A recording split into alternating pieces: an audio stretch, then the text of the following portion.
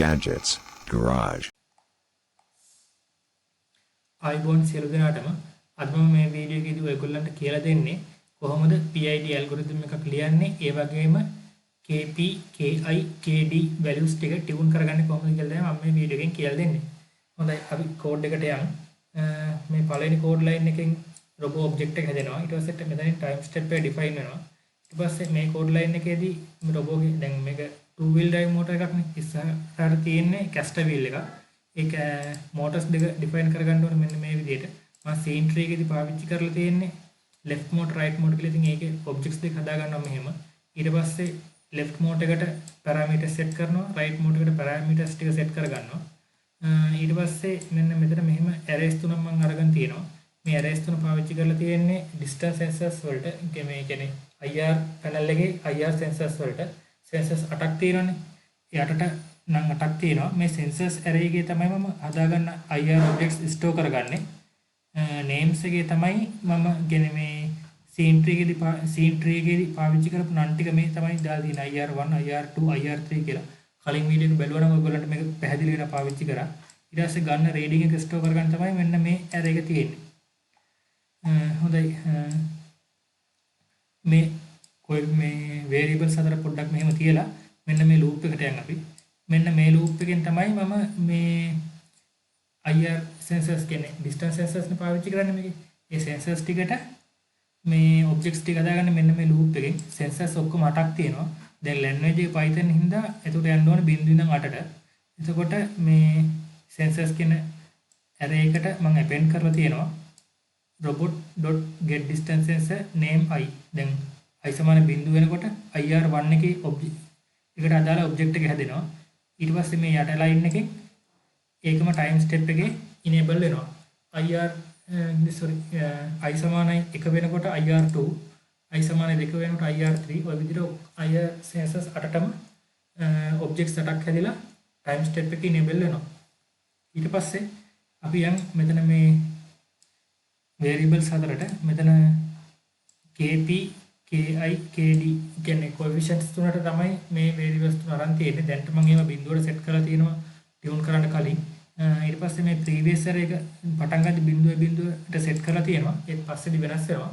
ඉතින් මේ previous array එක මම පාවිච්චි කරන්නේ අර කලින් එක store කරගන්න. දැන් differential factor එක ගන්නකොට algorithm එකේ ඒක ඒ සැරේ පාවිච්චි කරා ඊට පස්සේ එකට යන්න මේකට store කරගන්න ඕන තව variable එක. ඒකට තමයි මේ previous array එක පාවිච්චි කරන්නේ. ඊට පස්සේ දැන් integral එකේදී කරන්නේ එකතු කරන් යනවා. එතකොට ඒ total එක store කරගන්න තමයි මේ integral කියන එක පාවිච්චි කරන්නේ variable එක. හොඳයි අපි යන් මේ get reading කියන එකට. මේකෙදි වෙන්නේ sensors 8ෙන්ම readings ටික අරගෙන ඒක අර මෙන්න මේ array එකට readings array එකට store කරන එක තමයි. ඇත්තටම දැන් මේකෙදි මේකෙත් පොඩි loop එකක් තමයි තියෙන්නේ. දැන් sensors 8යිනේ. එක සැරයකට readings ගන්නකොට readings 8ක් ගන්න ඕනේ. ඒ හින්දා තමයි මෙහෙම loop එකේදී 8 සැරයක් කරන්න වෙන්නේ. function එක සැරයක් call කරපුවාම sensors 8ෙන්ම ගන්නවා. අරගෙන මේ 512ට වැඩි නම් reading එක 0යි. 512ට අඩුයි නම් reading එක 1යි. මම මෙහෙම set කරද්දී මේ 512 ගත්තේ කළු සුදු වෙන්වන threshold එකෙන්. මේ ගොඩක් ඒවාට 512 513 ඔය වගේ අවටක් ගියක් දැම්මට ප්‍රශ්නයක් නැහැ. මම පොඩ්ඩක් ඔක evaluate කරලා පෙන්නන්නම්. මෙතන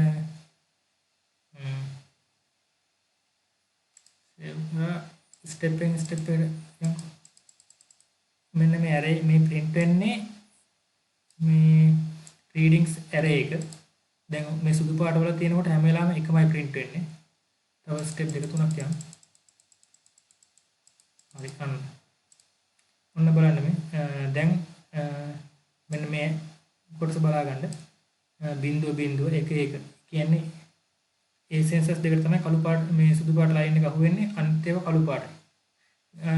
කළු පාට surface එක තමයි අහුවෙන්නේ. ඒ හින්දා තමයි බිංදුව වෙලා තියෙන්නේ. කළු පාට වෙනකොට බිංදුවයි සුදු පාට වෙනකොට එකයි. ඒ විදිහට තමයි මේක ලියලා තියෙන්නේ. මේ දෙක මාරු කරොත් එහෙම කළු පාට වෙද්දි එක වෙලා සුදු පාට වෙද්දි බිංදුව වෙනවා. මේ ඉස්සරහා ලියලා තියෙන values දෙකෙන් print වෙන්නේ motors දෙකේ speed එක.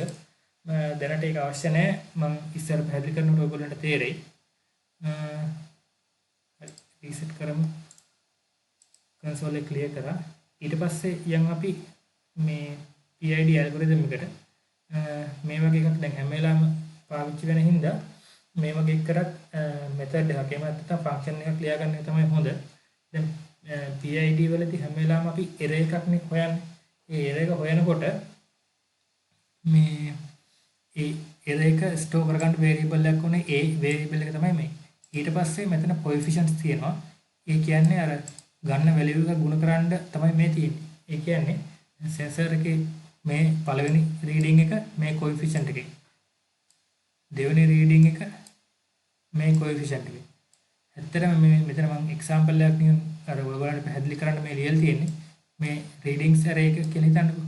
එයාගේ අර මේ corresponding values තමයි multiply කරන්නේ. ඒ ක්‍රමම කියන්නේ loop එකක් මේ ලියලා තියෙනවා මෙතන. ඒ එන අගයන් ටික එකතු කරගෙන යනවා array එකට. දැන් sensor 8යිනේ 8 සැරයක් ගන්න වෙනකොට මේ ටික ගුණ වෙලා එකතු වෙලා තියෙනවා error කියන එකට. ඇත්තටම ඕක තනි line එකකින් මෙහෙම ලියන්නත් පුළුවන්. අර ගොඩාක් දැන් මේ coefficient කියන එකේ බිඳුව තියෙන මේ 4000 ඍණ 4000 reading එකේ බිඳුවයි ගුණ කරපුවාම බිඳුවයි. ඊට පස්සේ මෙයයි මේ බිඳුවයි. දෙන්න ගුණ කරපුවම ඒ බිඳුවයි. ඊට පස්සේ ඍණ 2000යි 1යි. ඒතකොට ඍණ 2000ක් එනවා. ඍණ 1000යි 1යි. ඍණ 1000ක් එනවා. එතකොට මොකද වෙන්නේ? මේ ඔක්කොම ඍණ 3000ක් නේ එන්නේ. error එක විදියට ඒ විදිහට ගුණ කරගෙන යන එක තමයි මේ loop එකෙන් ලියලා තියෙන්නේ. මම හිතනවා ඔයගොල්ලන්ට තේරුණා කියලා. ඊට පස්සේ අපි proportional factor එකයි integral factor එකයි differential factor එකයි හොයන්න ඕනේ. proportional factor එක තමයි සාමාන්‍යයෙන් අරකේ කියන ඔය graph එක ඇතුළත amplitude එක විදිහට එන්නේ. එතකොට දැන් මේ kp කියන සංගුණකෙන් ගුණ වෙනවා. error එක kp කියන සංගුණකෙන් ගුණ කරනවා. ඇත්තටම ඔය proportional factor එකේ ප්‍රමාණය මත තමයි robot හැරෙන්නේ. robot හැරෙන ප්‍රමාණය තීරණය වෙන්නේ proportional factor එකෙන්. එතකොට integral factor එකකින් තමයි අර චූටි errors අඩු වෙන එක තියෙන්නේ. ඒක මම පොඩ්ඩක් තව ඉස්සරහට ඊළඟට කියලා දෙන්නම්. මම ඊට කලින් differential factor එක කියන්නම්. differential factor එකකින් තමයි අර මේ rough විදිහට යන එක smooth කරන්නේ. ඒ කියන්නේ p වලින් මේ proportional factor එකකින් වෙන්නේ cos adjustments, d එකකින් වෙන්නේ මේ fine adjustments. line follow එක වෙනකොට. දැන් ඊට අමතරව තව දෙයක් කියන්න මේ integral factor එකට මේ line following එහෙම නැත්නම් wall following වල වගේදී මේ integral factor එක බිඳුව එහෙම නැත්නම් ඊටාම කුඩා අගයක් තමයි දාන්නේ. ඒකට හේතුව මම දැන් කියලා දෙන්න යන්නේ.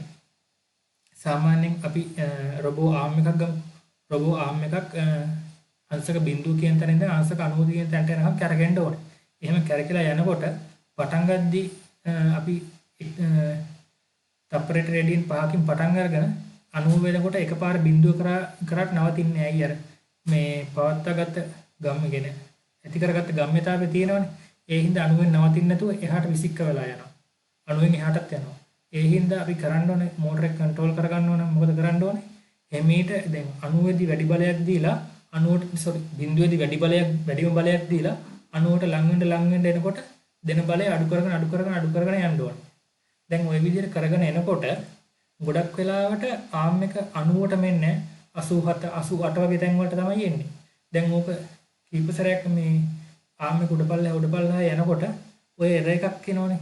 අංශක 1ක 2ක 3ක අන්න ඒ error එක නැවත වෙන හින්දා ඒ error එක හදන්න තමයි අර i එකෙන් වෙන්නේ. එතකොට මොකද වෙන්නේ? ඔය error එක නැවත එකතු වෙලා හරියටම 90ට ගොඩාක් ආසන්න වෙනකම් එනවා.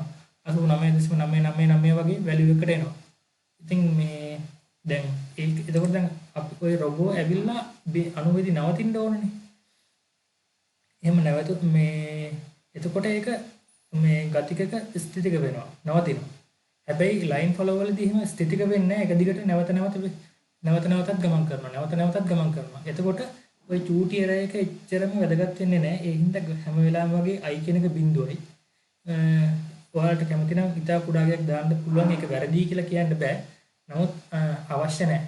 wall following වලටත් එහෙමයි. සාමාන්‍යයෙන් ඔය i එක පාවිච්චි කරන්නේ arm වගේ දේවල් control කරනකොට. එතකොට drones වල හරියටම position එකට යනවාද? අන්න ඒ වගේ ඒවට කියන්නේ. PID කියන්නේ feedback loop system එකක්. ඉතින් මේ අර error එක එකතු වෙවි යන්න ඕනේ. දැන් මම මෙතන කෝඩ් එක ලියලා තියෙනෙත් එහෙමයි. integral එකේ දැනත් තියෙන value එකට දැන් ඉර එක ki කියන එකෙන් ගුණ වෙලා එකතු කරන්න. මේක බිඳුව හින්දා ඉතින් එක් අගයක් එන්නේ නැහැ. අර මම මේ උගන්වන දේ කම්ප්ලීට් වෙන්න ඕන හින්දා තමයි මම මේක උගන්වන්නේ.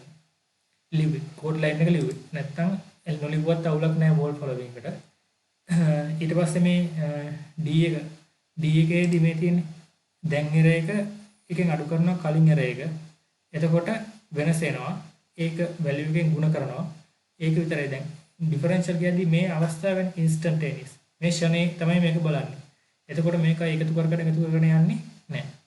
ඊට පස්සේ දැනට මේ අපි දැනට පවතින වේගෙන් කරෙක්ට් වෙන්න ඕන ප්‍රමාණය හදන්නේ PID එකතු කරලා. ඒතකොට කරෙක්ෂන් එක වෙන්නේ PID. ඊට පස්සේ මම මේ 1000න් බෙදලා තියෙනවා.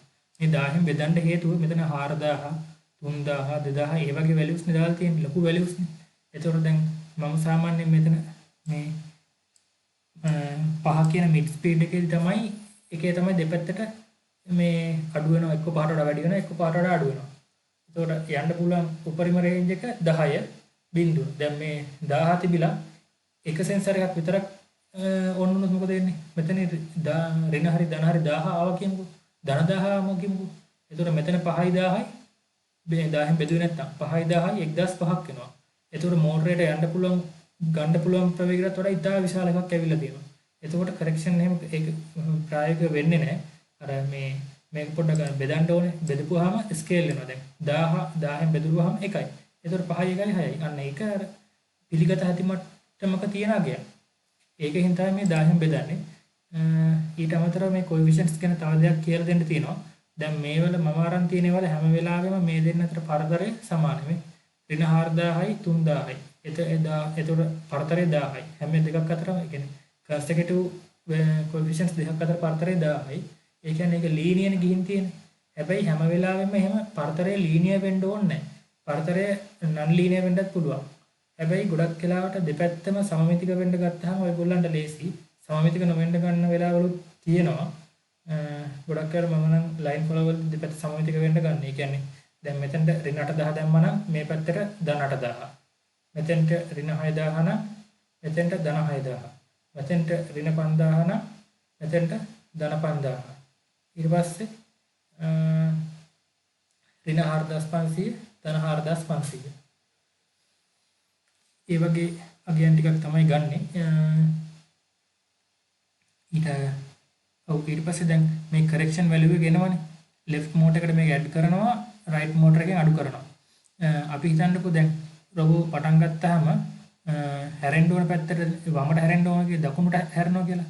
එතකොට මෙන්න මේ දෙකේ ප්ලස් මයිනස් මාරු කරා නම් හරියනවා. ඊට අමතරව දැන් එතකොට දැන් left motor එකට ස්පීඩ් එක හැදලා තියෙනවා, right motor එකට ස්පීඩ් එක හැදලා තියෙනවා. දැන් මේ මෙතනදී මොකද වෙන්නේ? මේ තමයි මේ මෙතනදී මේ කරලා තියෙන්නේ මේ එන PID කියන්නේ ඇල්ගොරිතම් එක කන්ට්‍රෝල් කරලා තියෙනවා. එහෙම කන්ට්‍රෝල් කරන්න හේතුව මොකද? දැන් අපි හිතන්නකෝ මෙන්න මේ පැත්ත මෙන්න මේ සෙන්සර්ස් ටික ඔන් වුණා කියලා 4 3යි 7යි 7යි 3යි 10යිනේ. එතකොට 1000 ඔක්කොම 10000යි 1000න් බෙදුනහම 10යි 5යි 10යි 15යි. එතකොට දැන් මෝටරේට ගන්න පුළුවන් උපරිම 10යි නම් 15ක් ඇවිල්ලා කියන්නේ අර පොරොත්තු දෙන ප්‍රමාණයට වඩා වැඩි. එතකොට මෝටරේ සවුත් වෙන්න බලනවා, පිච් වෙන්න බලනවා. ඉතින් එතකොට මොකද කරන්න ඕන අපි? ඒක අපි ගන්න පුළුවන් උපරිම අගයට කන්ට්‍රෝල් කරන්න ඕනේ. මේ 10ට වඩා ගොඩක් වැඩි වුණොත් ස්පීඩ් එක 10යි. ඊට වඩා යන්න දෙන්නේ නැහැ. ඒ වගේම දැන් මේක කරෙක්ෂන් එක 10 වුණා කියමු. මේ පැත්ත මෝටර මේ පැත්ත ධන එක 10 එකතු වෙලා 15ක් වෙනවා. ඍණ 5ක් වෙනවා. ඍණ 5ක් වුණොත් මෝටරේ අනිත් පැත්තට කරකිනවා. කරකින පැත්තට නෙමෙයි අනිත් පැත්තට කරකින්න ගන්නවා. එතකොට මොකද වෙන්නේ? ඒ ඇල්ගොරිතම් එක හරියට වැඩ ගන්න. එහෙනම් උත්තරේ බිඳුවට දාගෙන ස්පීඩ් එක බිඳුවට අඩු වෙනවා නම් මොකද කරන්න ඕනේ? ස්පීඩ් එක බිඳුව කරන්න ඕනේ. left motor එකටත් ඒක කරන්න ඕනේ. right motor එකටත් මේ control structure එක දාන්න ඕනේ මෙතෙන්ට. මේ නැත්තම් අර මේ unexpected දේවල් වෙන්න ගන්න ගොඩක් වෙලාවට. ඊට පස්සේ දැන් අපි motor එකේ correct වෙන්න ඕන correction හදලත් ඉවරයි. ඊට පස්සේ maximum range එකේ control කරලත් ඉවරයි. දැන් මේකේ තියෙන්නේ motor දෙකට මේ speed දෙක right කරන්න තියෙන්නේ. මේ LM කියන්නේ left motor එකනේ. ඒකට velocity එක set කරනවා. මේකට velocity එක set කරනවා.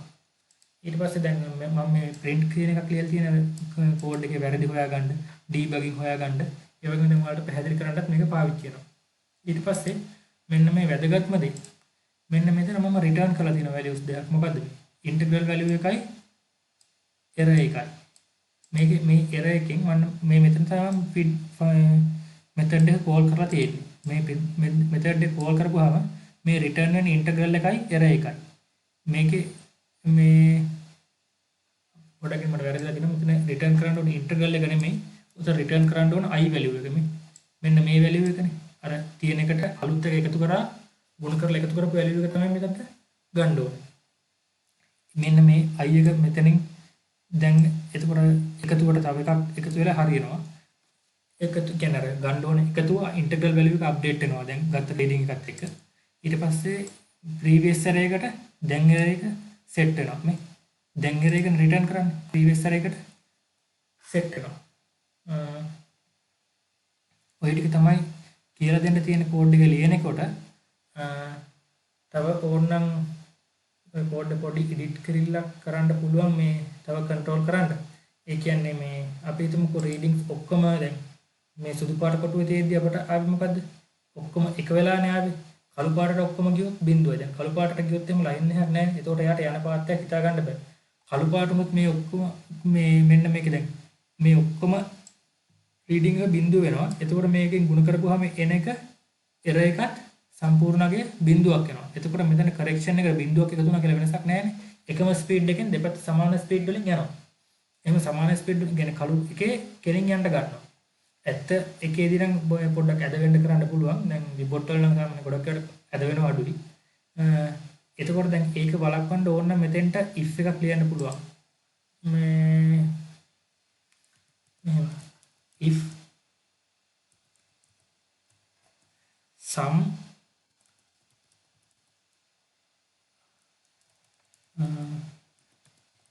readings equals 0 then මේකට කලින් මේ velocity set කරන්න කලින් ලියවෙන්න ඕනේ මේක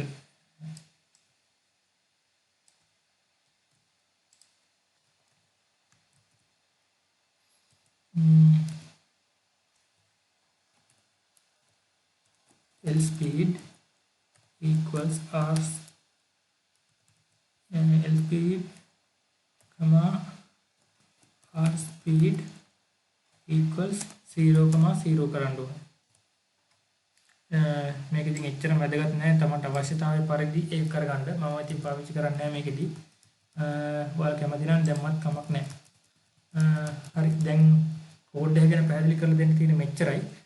ඔයගොල්ලන්ට මොන හරි තේරෙන්නේ නැති දෙයක් තිබ්බොත් එහෙම කමෙන්ට් එකක් දාන්න. දැන් අපි යන් values tune කරන හැටි බලා ගන්න. අපිට මෙතන values තුනක් tune කරන්න තියෙනවා. අපි ඉස්සෙල්ලම මේ tune කරන්නේ මේ p value එක. ඒකට හේතුව ඇයි? p value එකෙන් තමයි හැරවෙන ප්‍රමාණය තීරණය වෙන්නේ. line එක follow කරන හැරවෙන ප්‍රමාණය හදාගත්තට පස්සේ අනිත් adjustments හදා ගන්න පුළුවන්. කියන්නේ මේ course adjustment එක හදාගත්තට පස්සේ fine adjustments කරගන්න පුළුවන්. අපි ඉස්සෙල්ලම p වලට අගයක් දාමු. සාමාන්‍යයෙන් ඔයාලට හිතන අගයක් දාන්න මම දැන් වැඩි කරගෙන ගිහින් පෙන්නනවා. අපි 1 කියන අගය දාලා බලමු. 0.1 සේව් කරා මොන රන් වෙනවා. කෙලින් ගිරේ නම් ගානට යනවා. අපි බලමු කර්ව් එකට මොකද වෙන්නේ කියලා.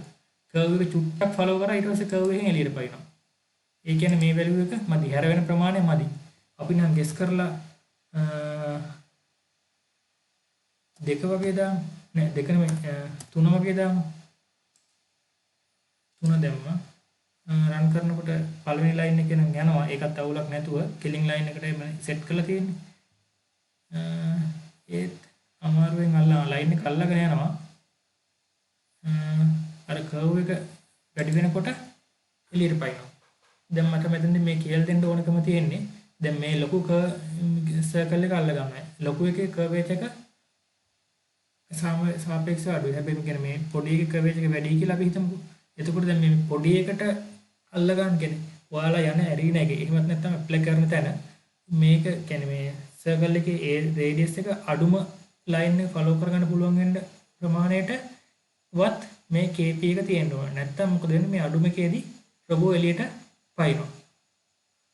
අපෝ රීසෙට් කරා කන්සෝල් එක ක්ලියර් කරමු. ගෙස් කරලා දැන් ගොඩක් දුර සාර්ථකව ගියානේ. එතකොට දැන් එකපාර ලොකු වැලියුස් එක වැඩි කරන්න යන්නේ නැහැ. පොඩි වැලියු එකකින් වැඩි කරන්නේ. 0.3 අපි 0.4 කරා. සේව් කරා. රන් කරලා බලමු.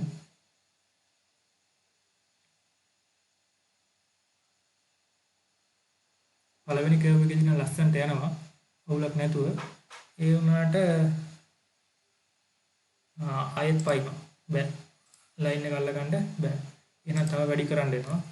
අපි 5 දාලා බලමු. 0.5.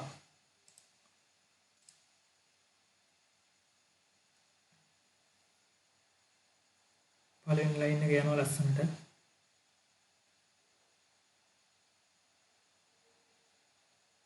හරි. හරි. ඒ වැලියු එකට පොඩි එකක් යනවා. අංශක 90 එකත් ලස්සනට හරවගෙන ගියා. අංශක 90 හරවන තැනදී දැන් ඔයාලා ෆිඩ් එකෙන්ම හරව ගන්න ඕන කියලා නියමයක් නැහැ. ජංක්ෂන් එකට ආවම ජංක්ෂන් එක හොයාගෙන පොඩ්ඩක් ඉස්සරහට ගිහලා කැරකෙන්නත් පුළුවන්. ඒක ටිකක් ප්‍රොෆෙෂනල් ඉතින්. ඒ වගේ දේවල් ඉස්සරහට වීඩියෝ එකේදී, ඒ කියන්නේ ඊළඟ වීඩියෝ එකේදී මම කරන්න හිතාගෙන ඉන්නේ කොහොමද ටාස්ක් කම්ප්ලීට් කරන රොබෝ කෙනෙක් හරියට කෝඩ් කරන්න කියලා. ඒකෙදී ඔය වගේ දේවල් ඉස්සරහට කියලා දෙන්නම්. දැනට නම් මේ වීඩියෝ එකෙන් නම් ওই ජංක්ෂන් එකේ හරවන එක කියලා දෙන්න වෙන්නේ නැහැ. ඊට පස්සේ අපි මේ වැලියු එකේදී කන්සෝල් එක ක්ලියර් කරන්නේ. මේ දැන් අපි මේක දැන් මේ threshold value එකකින් පාවිච්චි කරනට වඩා ටිකක් වැඩි කරලා පාවිච්චි කරමු. අපි නිකන් මෙතන 0.5 වෙනකොට 0.6 දාලා සේව් කරගමු. උට්ටක් අපි ඉස්සරහට ගිහින් බලමු මේක යනකොට. ඔයගොල්ලන්ට පේනවද මම පෝස්ට් කරා සිමුලේෂන් එක. මේ බලන්න මෙන්න මේ රීඩින්ග් සෙට් එක ගත්තාම මොකද වෙලා තියෙන්නේ? මේ පැත්තේ බිඳු සෙට් 3ක් තියෙනවා. මෙතනත් බිඳු 3ක් තියෙනවා. මැද එක එක. ඒ කියන්නේ ලයින් එක හරි මැදින් අල්ලගෙන යනවනේ. කෙලින් ලයින් එකේ ලස්සනට අල්ලගෙන යනවා. ඊට පස්සේ අපි ඕකම කර්වේජ් එකේදී මොකද වෙන්නේ? කියන්නේ මේ අර රවුන්ඩ් තැනදී මොකද වෙන්නේ කියලා බලමු. මෙන්න රවුන්ඩ් තැනදී මේ එක ඒවා 3ක් එනවා. හරියටම මේ ලයින් එකේ මැද සෙන්සර්ස් දෙකට අල්ලගන්න අමාරුයි යාට මේ. මේ පැත්තේ 3ක් තියෙනවා, මේ පැත්තේ බිඳු 2යි. සමමිතික නැහැ, පැත්තකට බයස් වෙලා තියෙනවා. ඒ කියන්නේ මේ හැරෙන ප්‍රමාණය ප්‍රමාණවත් කියලා කියන්න බෑ. මේක තව ටිකක් වැඩි වෙන්න ඕනේ.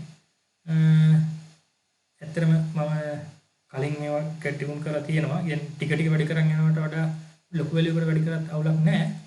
කියන්නේ මෙහෙම මේ සාමාන්‍යයෙන් මෙහෙම ලයින් එක අල්ලන් යන්න පුළුවන් උණ මට්ටමට කරා නම් ඇති. දැන් ගොඩක් වෙලාවට මේ ඇත්ත රොබෝ කෙනෙක් හදලා මේ virtual implementation නැතුව ඇත්ත physical රොබෝ කෙනෙක් හදලා කරනකොට PID ටියුන් කරනකොට කරන්න පිළිවෙල ඉස්සෙල්ලාම P ඊට පස්සේ D I ඉතින් බිඳුව කැමති නම් ඉතා කුඩා ගයක් දාගන්න.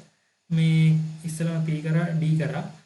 එතකොට මෙන්න මේ Webot එකේ විදිහටම එන්නේ නැහැ. ඊට වඩා වෙනස් වෙන්න පුළුවන්. නමුත් දැන් අපි මේ Webot එකනේ කරගෙන යන්නේ. Webot එක කරනකොට මේක දැන් අපි මේක එකපාර අපි වැලියු එක වගේ අගයකට දාලා බලමු. රීසෙට් කරා කන්සෝල් එක ක්ලියර් කරා රන් වෙනකොට පළවෙනි ලයින් එකේ නම් යනවා ප්‍රශ්නයක් නැතුව මේ සමමිතික තියාගෙන යනවා. කර්ව් එකට ආවහම මේ එක කියන වැලියු එකෙත් මේ පැත්තකට බයස් වෙලා තියෙන්නේ. හැරෙන පැත්ත කියන අදාළ ගණික මේ පැත්ත දැන් මෙන්න මේ රතු පාට ඊතලේ තියෙන පැත්තට හැරෙන්න ඕනේ. එතකොට හැරෙන්න ඕන පැත්තට මේක බයස් වෙලා තියෙන්නේ. හරි මැදට අල්ලගෙන ගිහිල්ලා නැහැ. අල්ලගෙන මේ මෙතනත් තියෙනනේ මේ රේඩියස් තුනකම එක ළඟම එහෙම වෙලා තියෙනවා. ඒ කියන්නේ මේ හැරෙන ප්‍රමාණය තාමත් ප්‍රමාණවත් කියලා කියන්න මදි. මම ඔක නිකන් තුනම ගියාගෙන දාලා බලමු පිස්. සේව් කරා. කන්සෝල් එක ක්ලියර් කරා. රීසෙට් කරා. කන්සෝල් එක ක්ලියර් කරන්න. රන් කරා. අපි යන පළවෙනි කෙලින් ලයින් එක ලස්සනට අල්ලගෙන යනවා.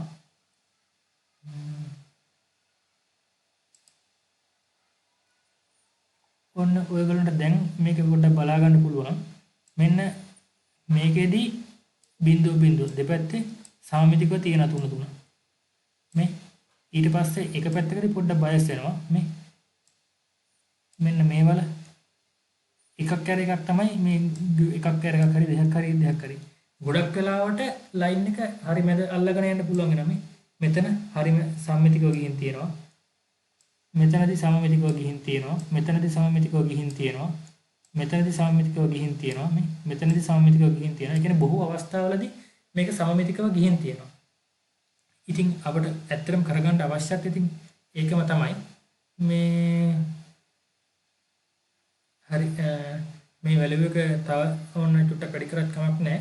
ඔයා අර KP අපේ අවශ්‍යතාවය පරිදි ආවට පස්සේ තමයි අපි D ටියුන් කරන්න ගන්නෙ. D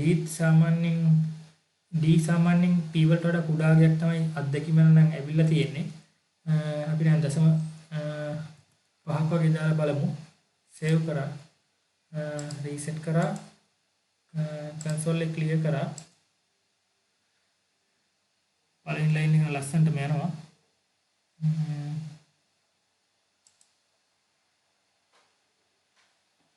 දැන් අර ඔයගොල්ලන්ට පේනවද මෙන්න මේ D value එක දැම්මට පස්සේ මේ හැම වෙලාවෙම අවස්ථා මේ සමමිතික යන අවස්ථා දෙකයි. සමමිතිකත්වයේ පොඩ්ඩක් පයින්ට වෙනවා. මොකද මේ අර හැරෙන්න ඕන කියලා රේටින් එක ගන්න ඕන අවස්ථාවක් තියෙනවානේ. ඒ වුණාට මේ ගොඩක් අවස්ථාවල මේ මෙතන මේක සෝරි සමමිතිකයි. ඊට මේකත් සමමිතිකයි. මේ ඊට පස්සේ එක සමමිතික එකක් ගත්තා. මේකත් සමමිතිකයි.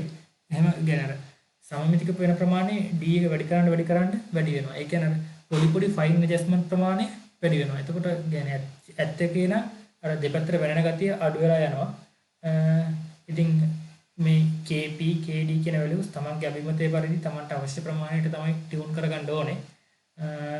ඉතින් යාළුවනේ මම හිතනවා අද මම ඔයගොල්ලන්ට කියලා දුන්න දේවල් පැහැදිලි ඇති. මම උගන්වපු දේවල් තේරෙන්න ඇති කියලා.